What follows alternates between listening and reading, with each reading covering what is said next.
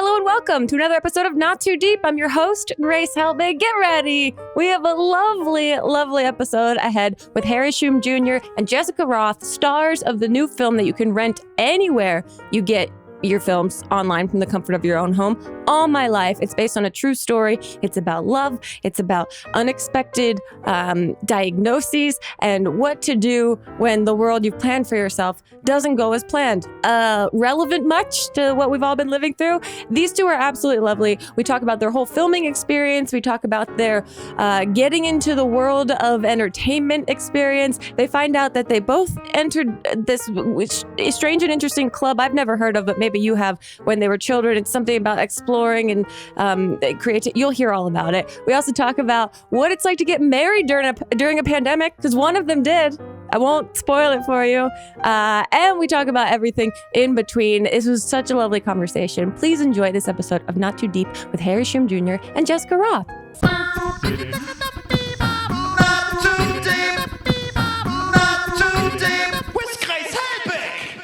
Okay, Harry, Jessica, this is so lovely. I'm so excited to talk to you both about everything and anything. First of all, new movie, All My Life, is out, available for people to see. Yes? Yeah. Yes. It's out there in the world. It's out there in the world. Yeah, in the world. And we're so pumped because it, in a really amazing move, Universal released it in theaters with AMC because they have a deal and they're trying to continue to support theatrical releases, which is so important right now. But we also live in a place where theaters aren't open because it's not safe to go. So we're so pumped that now it's available like from the comfort of your couch. So if you're in a place that's safe to go to a theater, you can do that, or you can just like get popcorn and sit on your couch and chill, which is my MO these days. 100%. 100%. I know. I keep thinking like, when movie theaters open again, will I go back? I kind of like the setup I have for myself. I can eat whatever I want while I'm watching. I feel like they can't. They have to change the rules now. It's like, fine, you can bring your casserole or whatever the hell you just cooked. Yeah, exactly. Yeah, you can bring that old Taco Bell from the morning and do what you want. Now, okay, this movie is a beautiful film. It's very sweet. It's very, you're touching on a real story of real people. Well, in your own words, because you guys will do it better than me, how do you describe the film for people that don't know anything about it? I think with this particular film, it's dealing with so many things that kind of, when we talk about a real story, a true story, but I think it's also relatable to in a lot of ways, how people find love and how, things kind of, when everything you feel is going right, something, you're in face of, whether it be tragedy or some huge obstacles in your life. And it's seeing this couple and how they dealt with it and how their friends rallied around to get over this, this major hump in this particular movie. And, with Saul, the character I play, and Jen, Jessica plays, Saul is diagnosed with a terminal cancer, and they kind of have to figure out whether they're going to go ahead with their wedding or if they're just going to not move forward with the things that they've kind of planned in their lives. And I think, especially with this year, how everything we all, have our New Year's resolutions from the early January 2020 and how that didn't go the way it shaped, and I think it was just this like beautiful story that when we shot it, we never thought that it would be released during this time when it is so relatable in so many ways. And now I feel what's really great is that people can have ownership of the movie, and it's been really nice to hear how it's affected people in different ways that I never thought it would. And that's been really, really neat in this whole experience. Cool. Yeah, Jessica, for you, what is it like?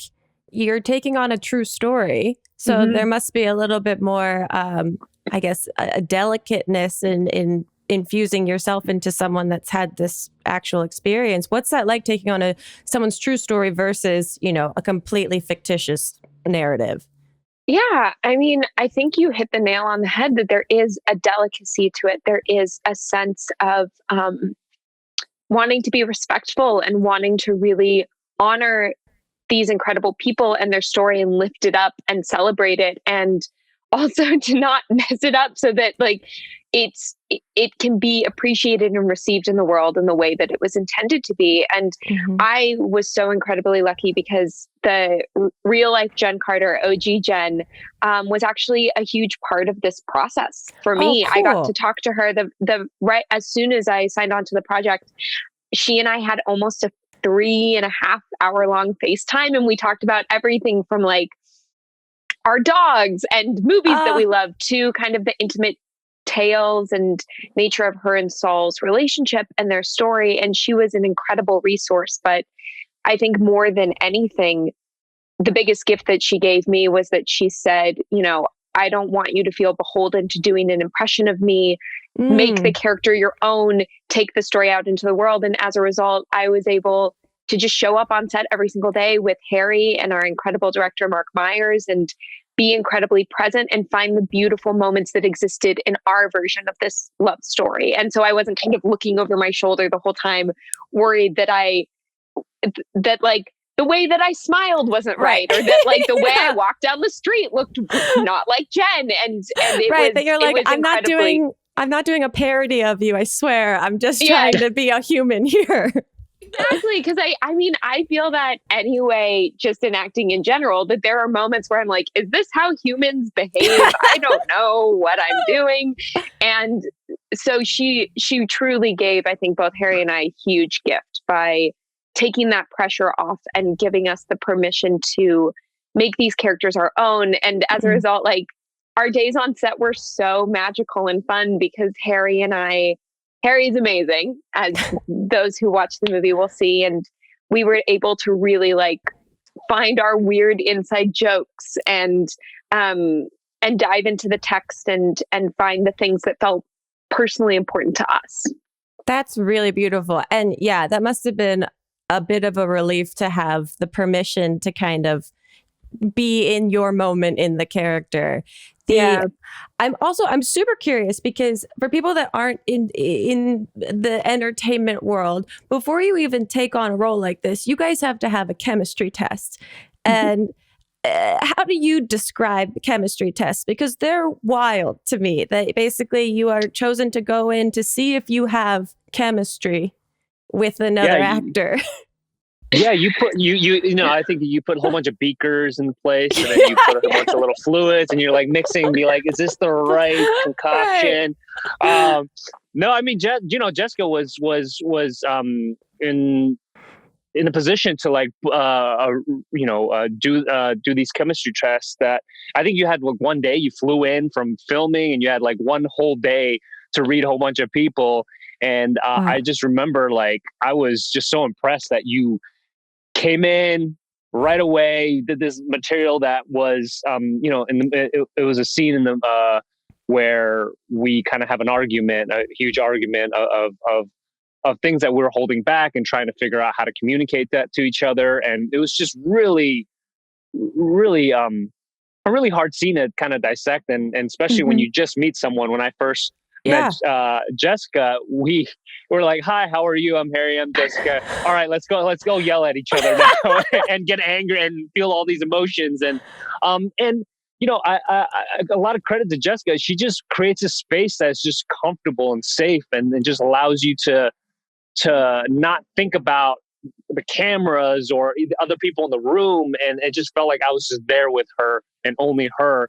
And, I credit a lot of that to kind of, the space that she set up. And, I mean, I don't know the definition of chemistry really. I mean, and I think other than just like vibing and kind of just making each other like almost finish each other's thoughts in a weird way without interruption. So I don't know. I thought it was just really beautiful what we did in that chemistry read. It's like a weird bizarro version of The Bachelorette, I imagine. Yeah, it's like the weirdest version of speed dating ever. And the other thing that's really tricky is sometimes there's like a kiss in the scene, and it's not like you get to have a conversation. I mean, sometimes people have conversations and they're like, is it cool? Are we doing this? But sometimes you don't, and you just have to make a decision in that moment and hope that your breath doesn't stink. And that, like, it's not weird, but it is a very strange thing. But I think that like I was in a very lucky position during these ones because I knew I had the role. And so I knew my only job was to just be an incredibly supportive scene partner. But props also to Harry, back at him, because it's such an intimidating, daunting thing to walk into a room with a bunch of people who are already attached to a project and really throw yourself out there and commit and be incredibly vulnerable. And Harry just shone that day. And I think that he was the person that we felt could not only capture kind of Saul's charisma and charm and the twinkle in his eye, but also the incredible emotional depth and vulnerability and pain that someone who is going through this experience kind of needs to have in order to portray it accurately. And I just feel so lucky that we all ended up in the right place at the right time. Oh, you guys are so sweet and supportive of each other too. And it's like genuine. It doesn't seem like a bunch of BS. Like you guys truly respect each other. And I think that obviously reads when you guys work with each other. Going back to the beginning, I'm curious how both of you ended up in the entertainment industry. How did this happen for you guys? Because I mean, everyone has a completely different wild ride. And so I'm curious how you guys ended up here. And anyone can go first. Yeah, I think so I always knew that I loved performing and acting, but for me, I grew up in Colorado and no one I knew was in the business at all. Colorado's not the epicenter of Hollywood entertainment. I know, weird, right? Like my mom keeps on being like, maybe I'll build a studio out here and you could live here. And I'm like, you do not want studios there. You do not. Like, maybe they'll come love here. You, Mom. Yes, I would love to be. I love Colorado so much, but I'm like, it will ruin everything. Do not let Hollywood come to Colorado. Keep it pure. Yeah, keep it pure and nice. But so I was just really lucky that my parents have always been incredibly supportive, even though a life in the arts is a very terrifying thing to have your child go into. But I grew up doing like after school plays and choir, but thinking that like Julia Roberts is a movie star, not me. I do these things if I get good grades. And yeah, this is my reward for a good report card. Exactly. It's like the fun thing I do. But I was really lucky that I had an incredible drama teacher in high school who sat me down one day and was like, I think you could really do this if you wanted to. And she helped me apply for schools. And I ended up going to BU's conservatory program and then moving to New York. And so the whole process for me has been kind of like tiny little bite-sized chunks, one after the other, which is probably good because I'm an incredibly like sticky, very sensitive person. And if I had been thrown into the lion's den of LA when I was like an 8-year-old child, I probably would have exploded. So it's good. It's good that my trajectory has been a little more kind of like choose your own adventure-y, I think. Yeah, that's good. It gives you a more sense of control and groundedness, I imagine. Yeah. And Harry, what was how did you end up here? It's just a series of fortunate and unfortunate events, I guess. I don't like it's. When I moved here to the States, I was born in Costa Rica, and then I moved to San Francisco, and it was just a bizarre place because everything was so foreign to me. Everything was just so new to me. So, but the idea of being in the industry or whatever, Hollywood, was completely out of reach. It felt like, if I went to, I would have a better chance going to Mars or something, and so I started gravitating towards the arts in weird ways. I did this thing called Odyssey of the Mind when I was in junior high. I did Odyssey of the Mind. What is Odyssey of the Mind? I did Odyssey. It's the best. It's called Destination Imagination now for the youngins out there. I did not know that. It's like a school program you have teams and they give you a prompt and a problem, and you have to like make a skit, but also build like a machine and have creative like solutions to things. I can't believe you did OM. Oh my God. Yeah. I did OM.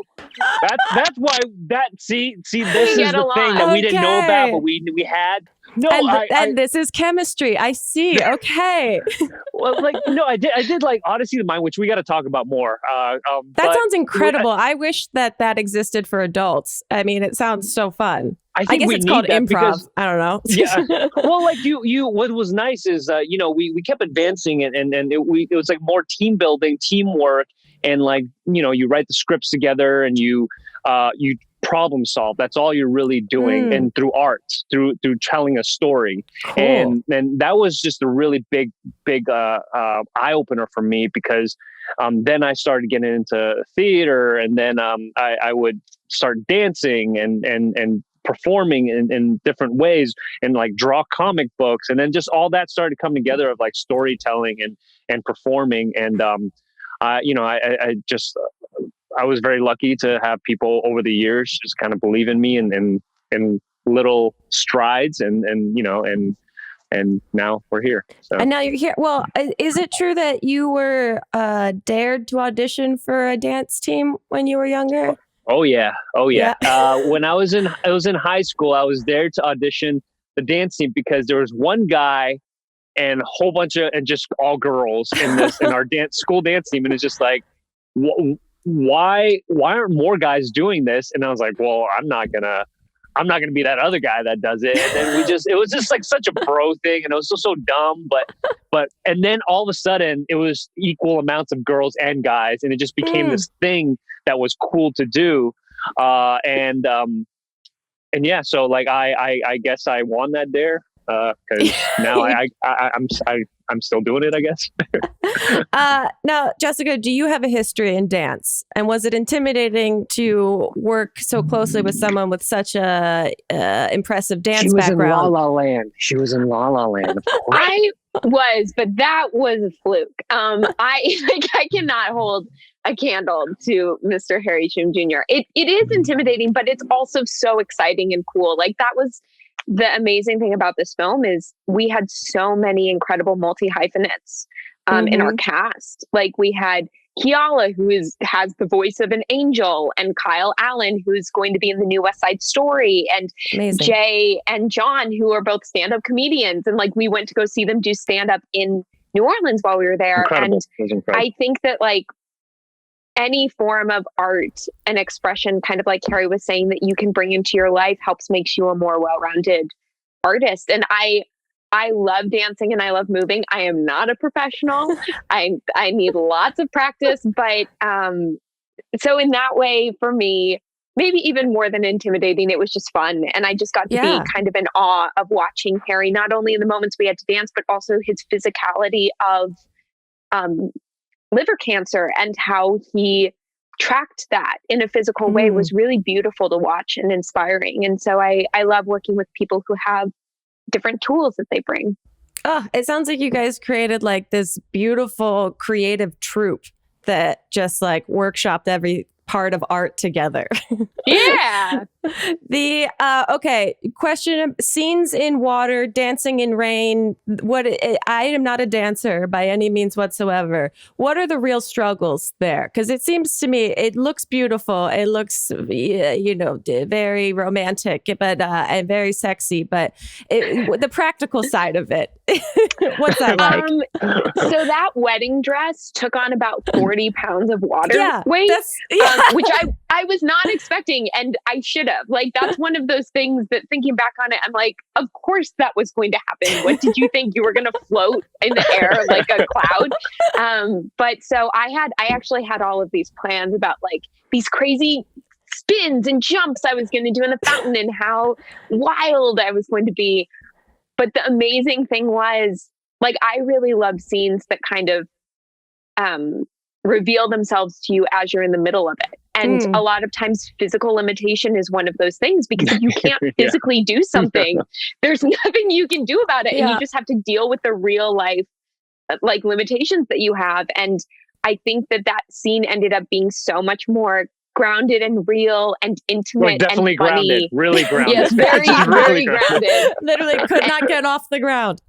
Yeah, but I think that in some ways the scene was even better than the version in my mind, because we had those limitations, and because even when Harry tried to pick me up, and Harry is very strong. I was like, it was like, what is wrong with me? I lift weights. And it was just like this extra, it was really like an extra 60 pounds of water because it was a lot. And it was fun because it was like the temperature was it was at 1 o'clock in the morning. So it was cold, but we quickly got over that. But you kind of can't see where you're going, and you're trying to act like the camera's on us, so we can't look like So it was so much fun though. It was so much fun. Like I would do it again in a heartbeat. 100%. 100%. Good. Okay, we're gonna take a quick break. When we get back, I have many more questions. Someone, I won't spoil it, got married recently, and I have many questions about it. So we'll be right back with more Not Too Deep. Not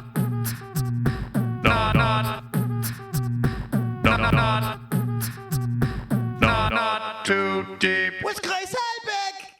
Hi friends, Grace Helbig here from the podcast Not Too Deep, which you are currently listening to, hosted by me, Grace Helbig. Just wanted to say a couple of things. One, thank you so much for listening. And two, if you are enjoying yourself to such a degree that you'd love to leave us a review on the Apple Store, that would be so appreciated, because again, you are very appreciated for giving us your time, your ears, your attention, whatever it may be. And that was my couple of things. Now back to me.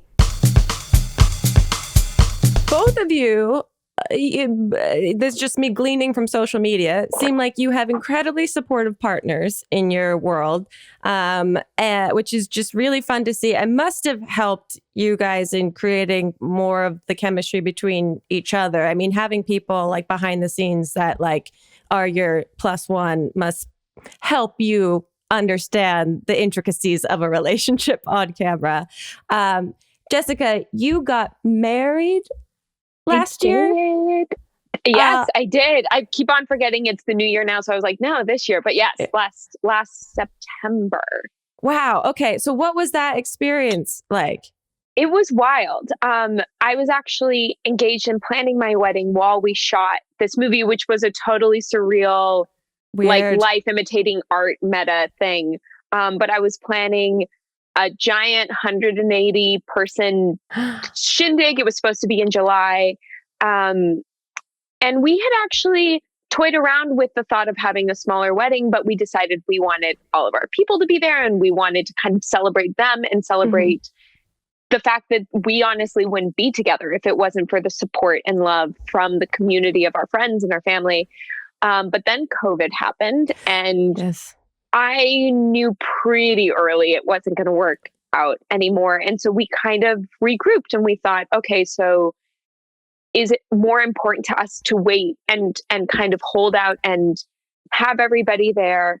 Or do we want to just get married and figure out an alternate way? And we decided that we just really, really wanted to get married. And so this movie has had profound effects on your real world experiences. It sounds like 100%. Because I mean, it is that thing that you never know what's going to happen, and you have to take every day as if it's your last and really celebrate and live life to its fullest. I know that sounds so cheesy, but it's so incredibly true, especially after making this film and living through the last year. So we had a tiny little micro wedding in my parents' backyard in Colorado. And it was truly, I wouldn't change a single thing besides the fact that there were a lot of people there. A lot of people couldn't come who we would have loved to be there, but we were able to Zoom, and everybody had to wear masks, and we had to be outside. And because it's Colorado, at some points it got real chilly, but people like bundled up, and we made the best of it. But it was, we had already paid the deposit to our florist. So there were so many flowers, like it was like flowers exploded everywhere, but it was, the thing that's amazing is I got to talk to every single person who was there. Oh, that's great. Because there were like 5 people there. Yeah. And I got to eat the food, and I got to spend the whole day with my husband, Eric, and really take it in, because I wasn't worrying about all of the other things. And for people who are having big weddings, that's so exciting. I'm jealous of you in some other ways, but for us, it ended up just being the perfect way to celebrate our decision to kind of embark on this new chapter of our lives together and to be a unit and a partnership. And our dog was there. And that was honestly the most important part. She was the ring bearer. Yeah. That's so sweet. And congratulations, because that is, thank you. I'm sure, a big brain buster to figure out through the course of the year. Harry, what have you been up to in quarantine? What have been your major things going on? I have this little being that's almost 2 years old now that's running around, and so that is she's a handful, but in the best possible way, because usually we'd be off with our busy lives, just going through the motions, I guess, and this whole year or last year or whatever has allowed me to just focus on those things that kind of matter, and kind of really being able to set aside like work and private life and family life. And that has been really neat to readjust my brain on how to tackle these things, but to also incorporate like playing time with trying to, also introducing her to stuff like that I'm doing. And and that's been really, really cool. Instead of separating, be like, no, I'm working, so don't come near me. Right. And it's been really neat to have that, because, your house is your house, and you kind of have to incorporate it in ways. But I was really fortunate to I was able to shoot a movie over in Vancouver. And, usually one thing is when we had our 5th year anniversary with my wife Shelby, and we were in Vancouver, and obviously Shelby's restaurants the best, are closed. by the way. I've scoped the Instagram. She seems like a blast. She's amazing. Yeah. She's amazing. And in this story, like on our 5th year anniversary, we're like, we have the baby, we don't have like anyone to help us, but so we went and ventured out into downtown and drove around, just kind of walked around outside and ordered to go. And we're like, where do we eat this? So it was cold, so we ate it inside the car. She was breastfeeding. We had this like gourmet meal. I was sitting in the front. The windows were fogging up, and we're like just enjoying this meal. We're like, oh my God, this is so good. And like she's breastfeeding in the back, and the baby's like running around. And we're like, but it was just like, I appreciated that. It wasn't like a typical like lobster steak dinner at a restaurant in Four Seasons or whatever. And that alone was just, we're just laughing at ourselves and how ridiculous that was. And also just, that's a memory that I'll always have, that it wouldn't have happened if it wasn't during this time, but it's appreciating those small things. It's a very real moment. Yeah, you can't You can't script something like that. Like that sounds pretty beautiful in its own like messiness. Yes, exactly. Now, has your daughter shown signs of being interested in the entertainment industry, in the arts in any way? A little too much. Uh-oh. She's singing, dancing, and she takes like my wife has been teaching her like these couple of steps, and I'm just blown away that she's able to follow them. And I'm like, oh man, like this, it's really cool to see how the beginnings of the things that you have to teach a human being that have to be taught, like those simple little things, like even just left foot in front of right. But to have that in like, to go with a beat, and then to have like a facial expression while doing it, it's just it's this weird thing that you're kind of seeing someone assemble ideas and their creativity kind of come and doing things. I'm like, where did you learn this? It's not through Sesame Street. I don't know where you're learning this, but yeah, so incredible. Whatever she wants to do. But she has neat to see that crazy rhythm though. Like even when we were in New Orleans, which was a year ago, so she was a year younger. Sometimes Harry would bring her out and the baby Bjorn, and we would go get smoothies or like breakfast things, and Zia would just be kind of like pop into the music. Like she has more rhythm than I do. Oh, I'm very jealous. Which very is jealous. impressive and amazing. So she's going to take the world by storm, I think. Oh, that's exciting and dangerous. What fun. Yeah. Now, you guys said that you shot this in 2019 and ended at the beginning of 2020. So then you guys don't see each other. Pandemic happens. What's it like coming back together to finally then release this film to the world and like rekindle all the memories and like all of like the beauty in making it? It's weird. I I'm would say, sure. like, you know, Yeah. you usually you have a traditional, you know, the traditional way of celebrating is you have a premiere, you do Right. press together, and then you do like fun things to kind of pump up and promote the movie.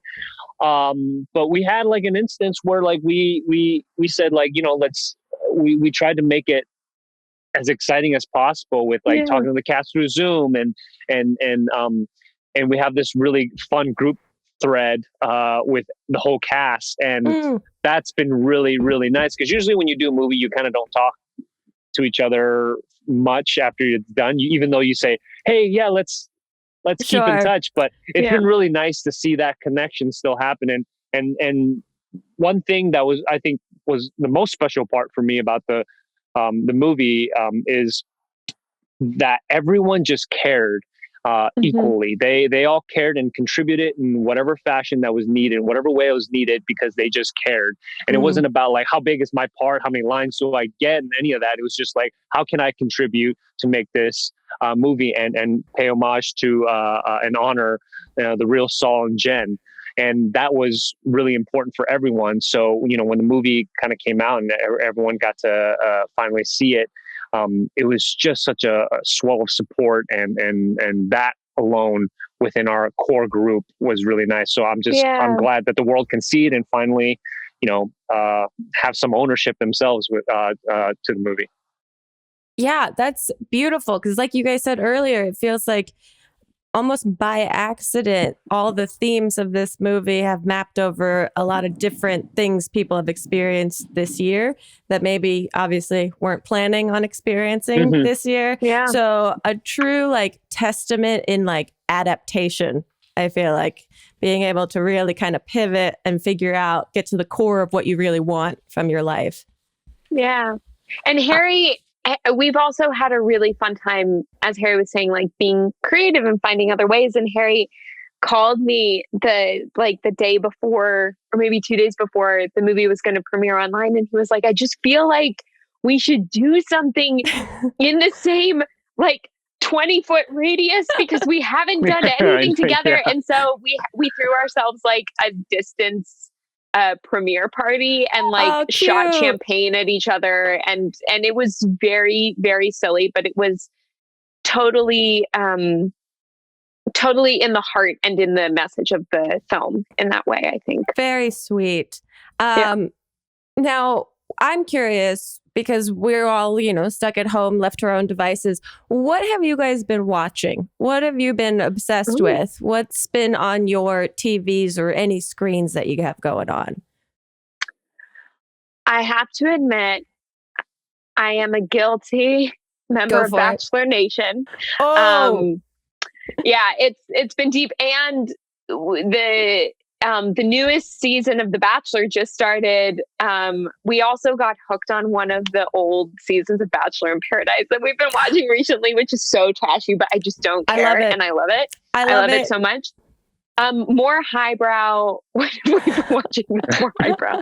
Well, it could be highbrow. It could be highbrow. Depending how you talk to the TV, right? It's the study of human interaction and human like animal human instincts. behavior. It's a crazy social experiment. I'm obsessed with reality TV, so there's no shame. I've really learned to drop the guilt of the guilty pleasure phrase and just call it a pleasurable entertainment experience.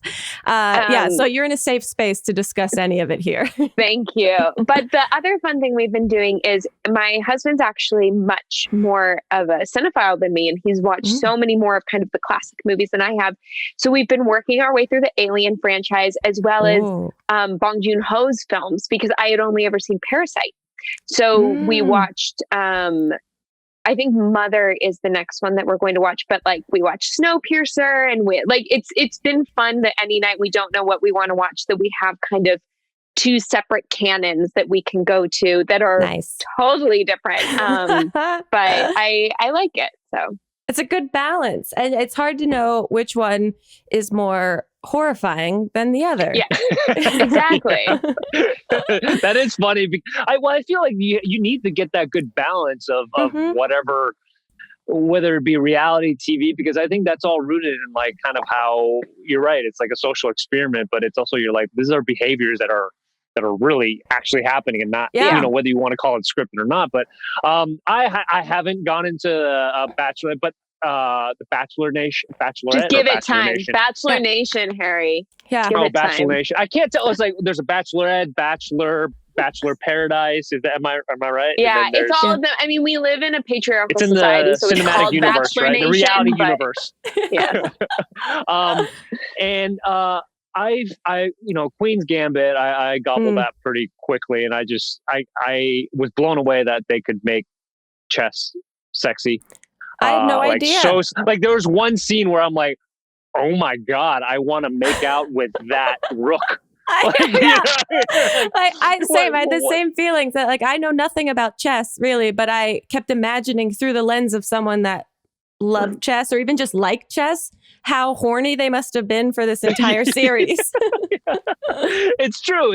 And I watched this really beautiful film that was on Netflix, and I've been trying to go in deep into the cut of like these films that don't really get any shine. I watched this movie called A Sun, S-U-N, and it's this crime family drama that just makes you think for like the next couple of days about your own life. It's definitely worth a watch because it's just masterful, like masterful filmmaking. A Sun, but definitely clock out 2.5 hours because it's 2.5 hours of just a very entertaining movie. And a lot of Sesame Street. That's been happening a lot. So I know every really song. The best. It really is. To the point where we do karaoke Sesame Street because she's like, she wants us to sing it. I'm like, is it not good enough that Elmo sings it? But, yeah. That's very sweet. You must be very on top of your alphabet currently. Oh, very, very much. Yeah. Nice. I can memorize them all. Okay, we're going to take one last break. When we get back, I have a bunch of Instagram questions for you guys. So we'll be right back with more Not Too Deep.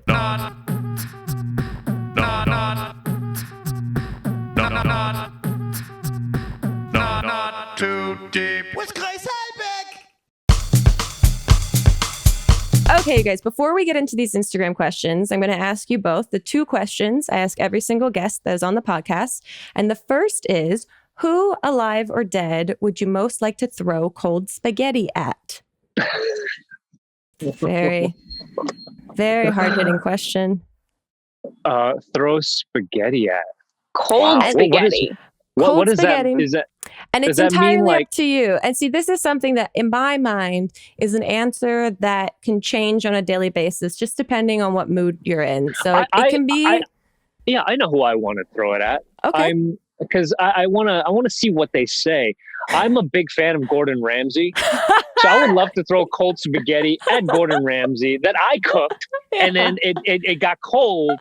But I want it directly in his mouth so he can kind of just like savagely take me down on my cooking and also just to see his reaction. So yeah, that's fantastic. Fantastic.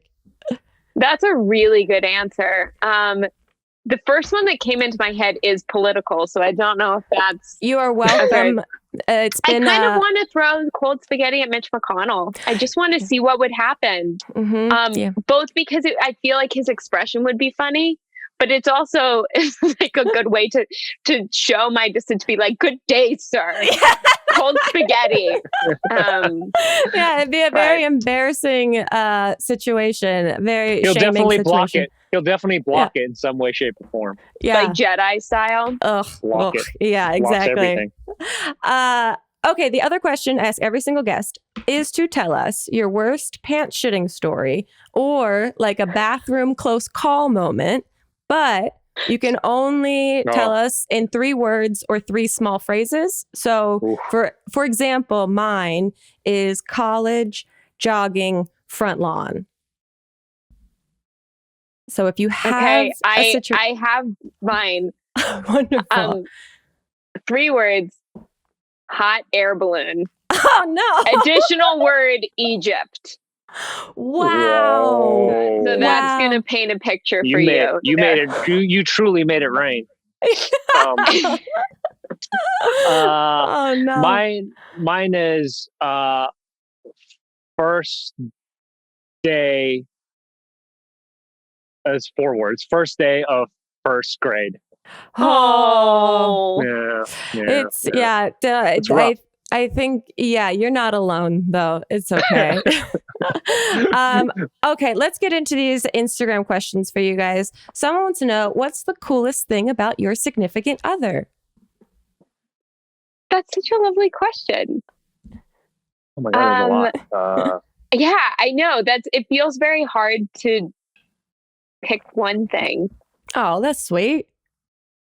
The coolest thing. I think outside of the romantic stuff, I'm like the coolest thing is that she has the best voice. Like my wife, she's a voiceover actress, but she voices this character on Steven Universe and this character called Peridot, and she just cracks my shit up. Like when every time like I hear it and watch it, and I just think it's just so cool that like because she has a unique voice and she just embraces it, and it's kind of part of who, obviously it is who she is, but like it's just so neat to see her do it with such confidence and use it for like make it a huge like asset, because I feel like a lot of people are embrace it. A lot of people are so self-conscious about certain things, and I think it's just so neat, and I'm just so every time I hear it, I just think it's always, when you're saying the coolest thing, I think that's just the coolest thing. Oh, very that she has about sweet. her. Very sweet. She's also like such a badass. She doesn't take shit from anybody, and it's very cool. Not for me, and I'm not one-upping you at all. I'm just saying what I think the coolest thing about Harry's significant other is. I think for me, it would be that he's just an incredibly like curious and like kind of jack of all trades person. He just started a woodworking company right before quarantine started. Yeah, I heard that he makes bows and arrows. He does. He's totally self-taught. How he cool. read a book about it, and then because he's really into archery, he was part of an underground archery like club in New York. Before he moved here, and the rule of the club was that you either had to use one of their bows and their bows were shitty, or you had to use one that you made. So he was like, then I'll just make one. And he went home and just on his like balcony in Brooklyn made a bow. And I am just constantly amazed by his ability to kind of take in and digest information and put it to use in the world. But yeah, he builds things out of wood. It's very cool. That's also a cool thing about him. But I think the thing that constantly amazes me is his kind of hunger for knowledge and his ability to then put it into action. That's cool. Also, just very comforting knowing that your husband can whip out a bow and arrow every now and then. Oh, for sure. Like if the apocalypse comes, these times, I'm like, can you teach my boyfriend how to do that? Totally. Like we pretty much live. If shit goes down, we're going to be fine. That's all I'm going to say is we're going to be fine. Nice. Okay, someone wants to know, and you kind of touched on this, do you miss the normal movie premiere part of your job, like junkets, red carpets, interviews, etc.? Yeah, I do. No, I mean, I think that there's stuff about it that's exhausting and slightly annoying is a strong word, but like kind of intense. Yeah. But at the end of the day, it's also just a chance to celebrate the hard work that you and your cast and crew and director did with all of those people. And so it's kind of heartbreaking and bittersweet that we don't get to experience that, but we have found other ways. Yeah, it's I don't know. I think there's like this whole, if you're like doing a movie or doing a TV show, it's like you should do it because you care. Right. For me, it's like I know sometimes people have different reasons of why they do something, but for me, it's like I'm in it. I care, and then so I have to see it throughout the whole process, and that's part of it. It's like getting into people's homes or getting eyes on it and just sharing this thing that you thought was cool, that you enjoyed doing. And I think that's a big part of the work of being a performer in a lot of ways that I don't think sometimes people don't gloss over. And some people don't like do it because, for a lot of times I'm still not even good at it. Like promoting stuff. It's just, to me, it's just talking about your experience. But I always feel like it's fun because, it's like this shared moment. Especially the thing I do miss is like being able to do it with like Jessica or like, your co-stars and having a laugh about it in person and seeing their reactions and that's been the harder part about doing it on like Zoom or virtually or whatever. Yeah, totally. I mean, it will give you a deeper appreciation for it when you get back to doing it in the future, maybe. Yeah, absolutely. Someone wants to know, if you were in a time loop, what's the most ridiculous thing you would do? I mean, I was lucky that I kind of got to do this in the Happy Death Day movies. I mean, not really, and still with consequence. Yeah. But I got to do everything from like, there's a scene that ended up not being in the film where I Bill Murray style, like housed just a whole table of like French fries and burgers and bread pudding. I felt so sick at the end of the day. There were real life consequences. I got to jump out of an airplane. Hell which yeah. was pretty. I think if I would do that in real life because the taste I got of it with a giant fan and like safety pads was pretty cool. So if I could do it in real life, that would be amazing. Though I've never even been skydiving, so maybe that's insane. Unclear. Wait, were you on a wire? How did that? I was just on a like platform, and it was like maybe between a 6 and 9 foot drop, and I just like jumped onto pads. Oh. Badass. Oh, and then except what it is, there's a shot where I like go down through frame in slow motion and I'm laying kind of like that. Yeah, I remember seeing I did that. You're but laying then on I'm putting something? out. No, they built a dunk tank pretty much that I had to lay on top of, and then they would count out from 3 and just drop me. Yeah. No, there was nothing under me. They just straight up dropped me. She does her own stunts, ladies and gentlemen. Wow. She does I her own do. stunts. Wow. She does her own stunts. You get the real reaction to the actual physicality. True terror and delight at the same time. Harry, what would you do if you were in a time loop? I think it would require a lot of just eating. The different ways of eating the same dish. I don't know if that's like a torture or anything. Maybe, you know what? Maybe if the time loop is cooking to eat. Okay. Because the idea of cooking, you can cook it in different ways. You can cook something in different ways, and that would keep your creativity up in that time loop, and it won't grow stale.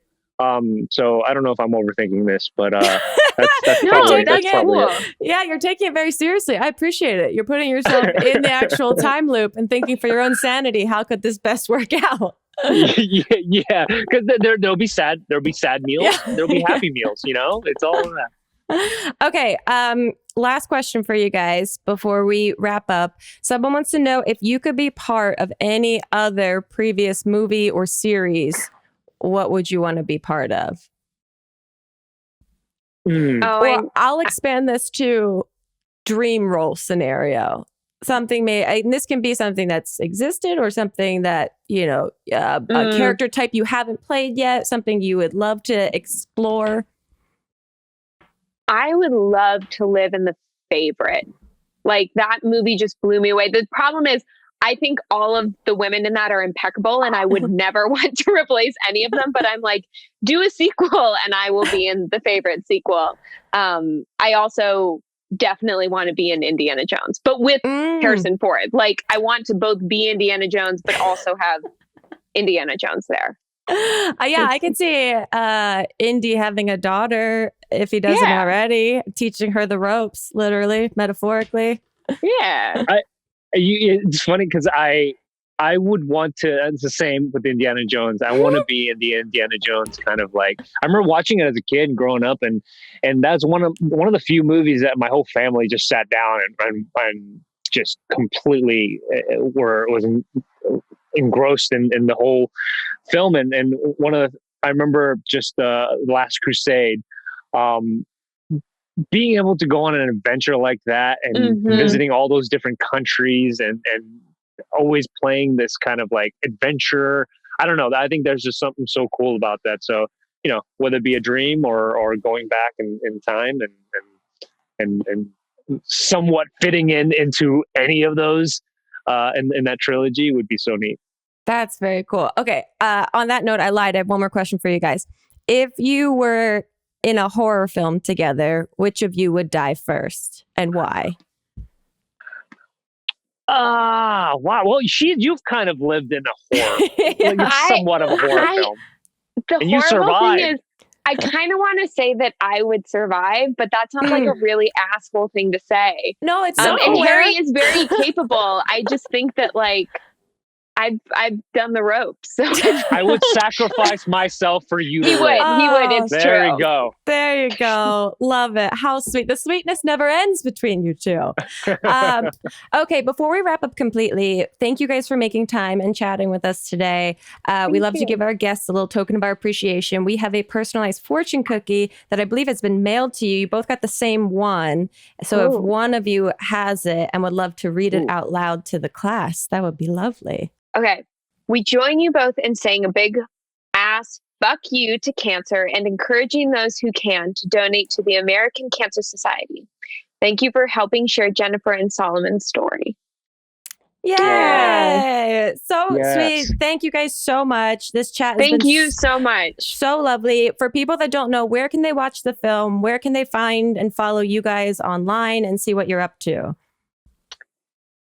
So you can watch All My Life on any of your favorite streamers, whether that be renting it from Amazon or Apple TV or Google or Vudu. Is that one? And Vudu, Fandango, DirecTV, all those things. Yeah. All Spectrum. of those ones you can rent the film, and we hope that you watch it and that you enjoy it.